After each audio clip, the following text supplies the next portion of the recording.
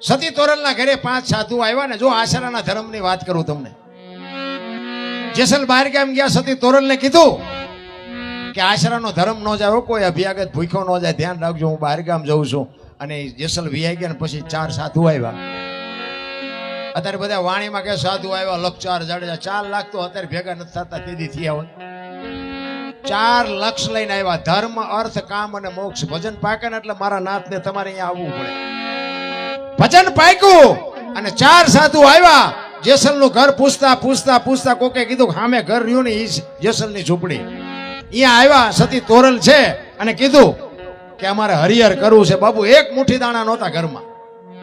અને ભગત ઈને કહેવાય. ઓસરિયું જ હોય, વાયેલા પટાળ હોય જ નહીં. અત્યારે તો કલાકાર બધા પ્લેનમાં ફરે છે. કલાકારમાં ભગતમાં ફેર છે. ભક્તિ તો બાપુ છે ને અંદરથી ઉગે. આ દુનિયાને દેખાવ કરવાની ભક્તિ જ નથી. આ સીન સપાટાનો ધંધો જ નથી. એમાં અતારની પેઢી ઘડી કલાકાર બની છે ને, એ સારું છે, ગાય છે, એમાં મને કઈ વાંધો નથી. પણ બાપુ નો સાંભળે એવું ગાય છે. ભજન માથે બાપુ પથારી ભરી દે છે. પણ ઓડિયન્સ એવું માગે છે, એમાં કલાકાર એ શું કરે? ઘરે જવું ગમતું નથી, મને દિલ કી બીમારી. અને દિલ કી બીમારી હોય દવાખાને જાવ ને. આ ભજન છે. પણ ઓડિયન્સ પર ચીઠી લખીને મોકલે કે આવડું આ ગા. એટલે ઓલા અમને ભાઈ પૈસા લેવાનો, એટલે કે હાલો એ ગાવી. કોઈ નામ નેઠો નહીં રામ. સંતવાણીમાં તો બાપુ શું તમને વાત કરું, રાતે પારેવા ઉતારેલા બાપુ કાનદાસ બાપુ, નારાયણ બાપુ રાતે પારેવા ઉતરે. વાણી કરે ને રાતે પારેવા સણવા આવે. ઈ વાણીની તાકાત. પાણા બોલ્યા છે, પાણા. અમારા ગુરુ મહારાજ એમ કહેતા કે પાણો સામે હોય ને, તમારી અંતરથી બાપુ નાભીમાંથી વાણી નીકળતી હોય તો પાણો અવાજ કરે, બોલ શું જોવે છે. શું તાકાત હશે ભજનની ભલામણ. સતી તોરલ વિચાર કરે, જેસલ ઘરે નથી, ઘરમાં દાણા નથી, આશરાનો ધર્મ નો જાય. કીધું હવે હું કરું? સાધુને કીધું કે બાપુ બેહો, હું આવું. બજારમાં નીકળ્યા. વિચાર કરે છે હવે હું કરું. અને સધીરની હાટડી સામે દેખાણી અને સધીરની દુકાને જાય છે. અને જો સધીરની, મેં એક સંત પાસે સાંભળેલી વાત તમને ખુલાસો કરી દઉં. દુનિયા જે વાત કરે ને એ વાત, સાધુ એક હતા અમને મળેલા, થાનની બાજુમાં માંડવનું વીડ છે, એમાં એક સાધુ આ બોલેલા. એ હું તમને કહું છું, સાચું ખોટું મારો રામ જાણે. એ કે સધીરનો કોઈ એવો હલકો ઈરાદો જ નહોતો. આ દુનિયા ગમે એવી વાર્તાઓ કરે, સધીરનો એવો કોઈ હિસાબ જ નહોતો. પણ સધીરે પાપ ખૂબ કરેલું. પૈસાનું વ્યાજ વટાવનું, વધુ ઓછું દેવાનું, લેવાનું, વેપારમાં ખૂબ કરેલું. એટલે એ વિચાર કરતો હતો કે મારે પાપ ધોવા છે, પણ ધોવા જાવું ક્યાં? અને આ જેસલને સુધાર્યો એવા એને સમાચાર મળ્યા ને.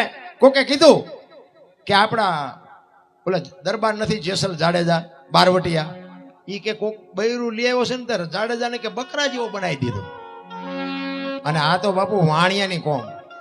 એ કે જેસલને જો બકરા જેવો બનાવ્યો હોય તો એ બૈરું જેવું તેવું હોય નહીં.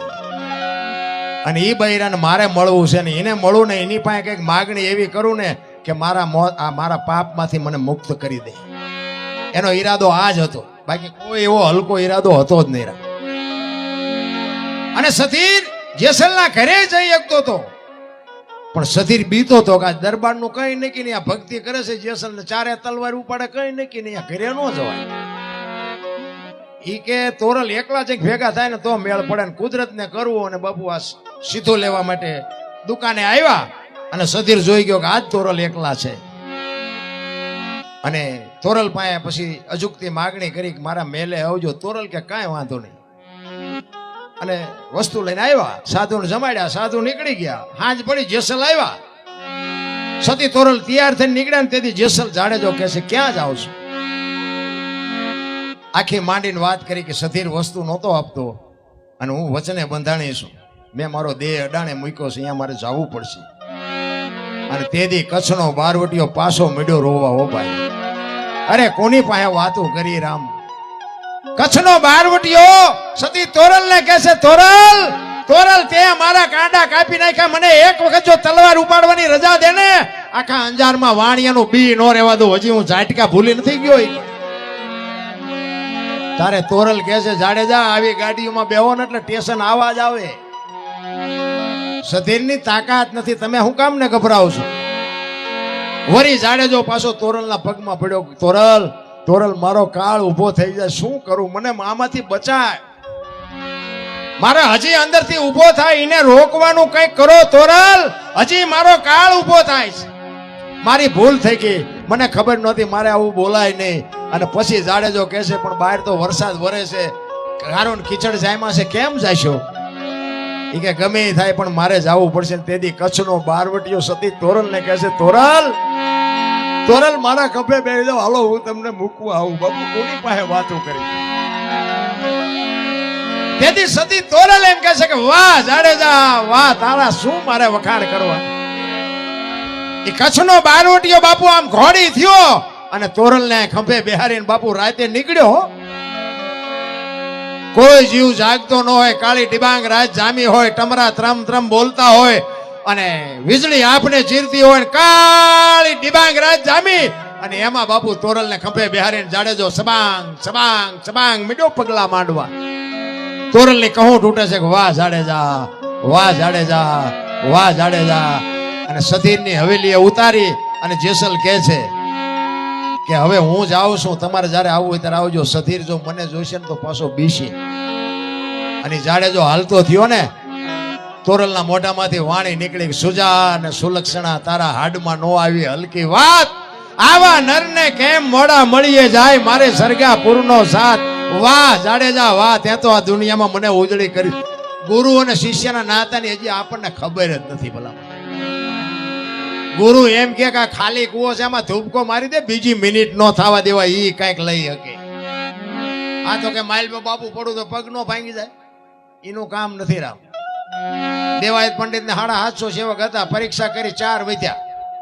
હાલો હુરો વણવીર ને ઢોંગો 4 જ વધ્યા. લ્યો બોલો, બીજા બધા ગાયલો બાપુ કંઠીઓ તમારી પાસે.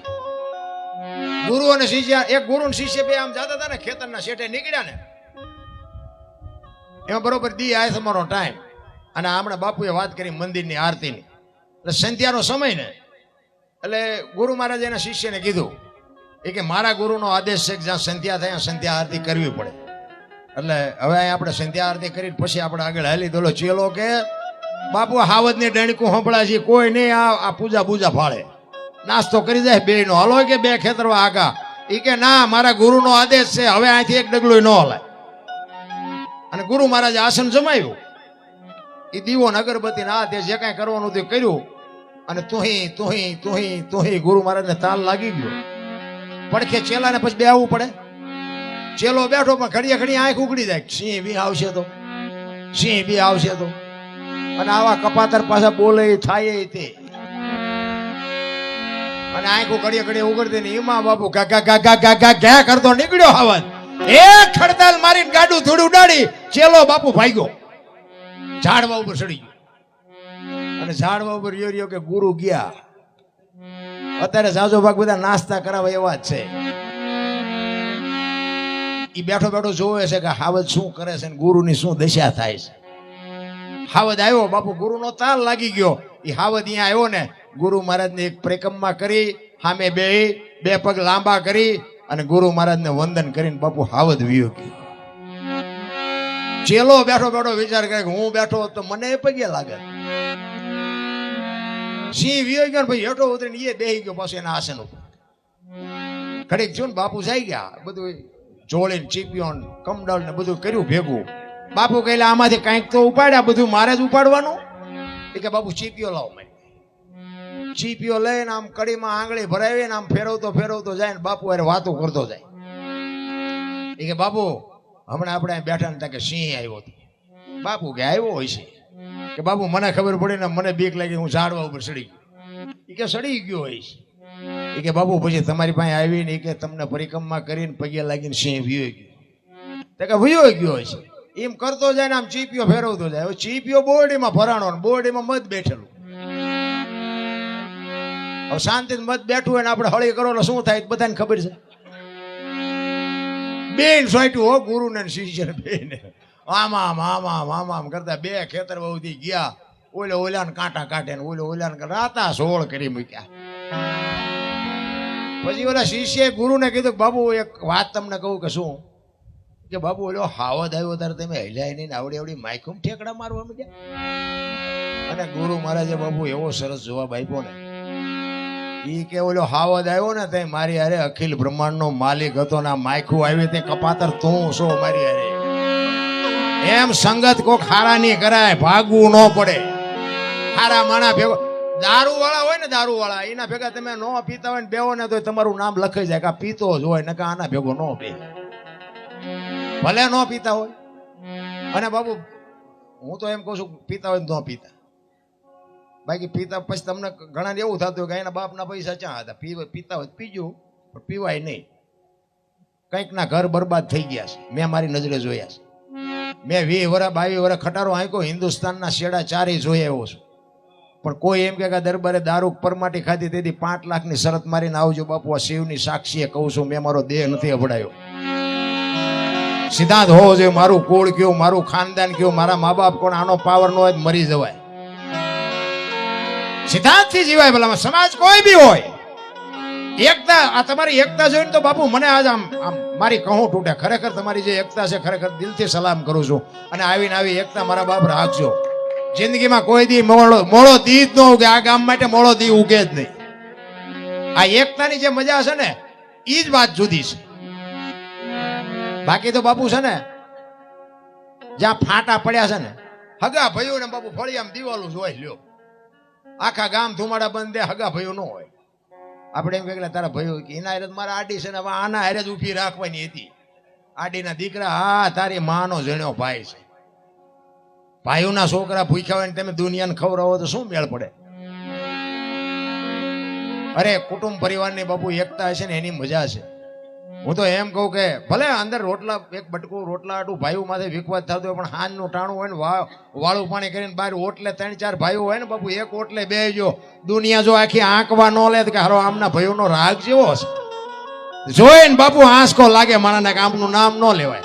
પછી સમાજ ગમે એ હોય, એક કાળમીન પાણો હોય ને એની માથે સીણી રાખી અને ઘરના ઘા કરો ને, કાળમીન પાણો તૂટે નહીં. બહુ મહેનત કરીને જયારે તોડો ને એને ક્રેક પડે ને, પછી ક્રેક પડે ને કાળમીન પાણામાં, પછી એમાં માટી ભરાય. અને માટી ભરાય ને પછી એમાં લાપડું મજા કરે. લખવું હોય તો લખી લેજો. લાપડું બધા ઓળખો?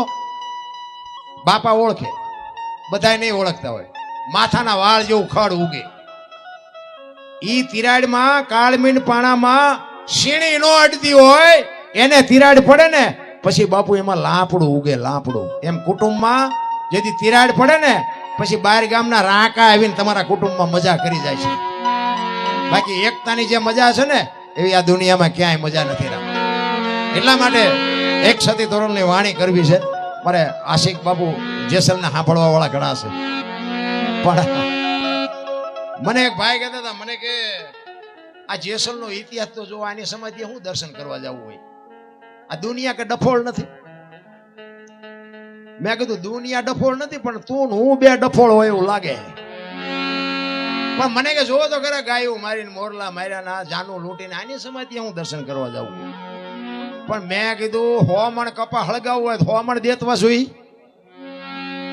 એ કે ના હોમણ દે તો મેં એક દિવાળી અડાડો તો 1000 મણનો ઢગલો હોય તો રેખ્યા થઈ જાય ને. તો કે હા. તમે એને એવું કંઈક કર્યું છે, આપણે બે ન જાય તો કઈ ફેર નહીં પડે. હજી તો આવા જ સંશોધન કરે. બોલો આ ભજન જેથી કરે એનું કામ જ નથી રામ. આ અમે આખી રાત બોલ્યું કે અમારી ભૂલ થાય ને તો એની બાપુ નોંધ કરે દુનિયા. અમે અત્યાર સુધી સારું બોલ્યા એમાં કઈ મગજમાં ઉતર્યું જ નહીં. અમે રામના બદલે કૃષ્ણ બોલી જાય, સબરીના બદલે મીરા બોલી જાય, તેમાં આ ચો મોટો ફાટી ગયો. પણ બાપુ ભાગ વિના નર પાવત નાય રામાયણ કહે છે. રામાયણમાં એક રામાયણનું નામ આવ્યું ને મને એક સાખી યાદ આવે છે કે